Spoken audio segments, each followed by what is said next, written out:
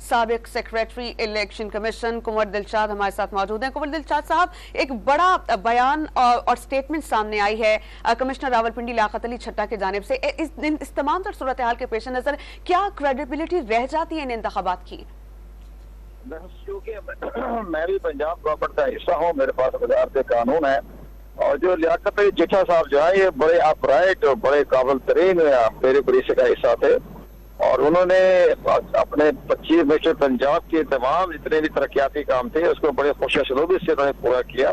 تو ان کا یہ جو بیان آیا ہے یہ بڑا حیرت انگیز ہے، اور اس پر الیکشن کمیشن پاکستان کو چاہیے کہ اس کے بارے میں مکمل طور پر اس کے رزلٹ کو روک لے، اور اس کے فی الحال اس کو نوٹیفکیشن ادا کرنے دیں، اور باقاعدہ اس کی انکوائری بھی کرائیں، انویسٹیگیشن بھی کروائیں۔ اور یہ بہت بڑی اہم پیش رفت ہوئی ہے کمشنر راولپنڈی ڈویژن کا جو اسٹیٹمنٹ آیا ہے۔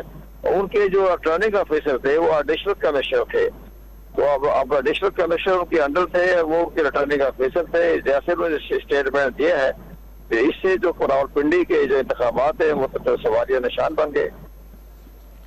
تو اب مجھے بتائیے، آپ یہ جو کہہ رہے ہیں کہ راولپنڈی کے انتخابات سوالیہ نشان بن گئے، یہ صرف آپ راولپنڈی کے بارے میں کہیں گے، جبکہ تمام دیگر جماعتیں کہہ رہی ہیں کہ انتخابات صاف اور شفاف نہیں ہوئے؟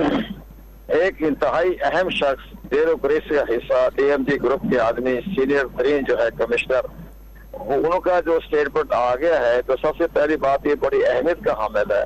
تو ان کو اس لحاظ سے جو بیان جاری کیا ہے اس پر الیکشن کمیشن پاکستان کو چاہیے کہ اس پر نوٹس لیں، اور اس کے باقاعدہ سارے رزلٹ کو اثر نوٹ دیکھے، اور فارم 45 اور 45 اور 47 کو مد نظر رکھے، اور جب اس کے بعد وہ ان سے رابطہ قیام کریں لیاقت چھٹا صاحب سے کہ بھی کن شخصیات نے ان کو جو ہے مجبور کیا یا ٹیمپرنگ کی، یہ سارے معاملات جو ہے یہ اپنے کمشنر اور لیاقت چھٹا ہی بتا سکیں گے۔ لیکن بہرحال بڑی حیرت انگیز ہے، اور ہمیں تو بڑی حیرت انگیز ہوئی ہے۔ لیکن یہ اسی طرح کا منظر 77 کے الیکشن میں ہوا تھا کہ جب مقامی ووٹوں نے کرایا تھا الیکشن، تو اس وقت بھی بہت سے اہم جو تھے کمشنر انہوں نے بھی استعفے دے دیے تھے۔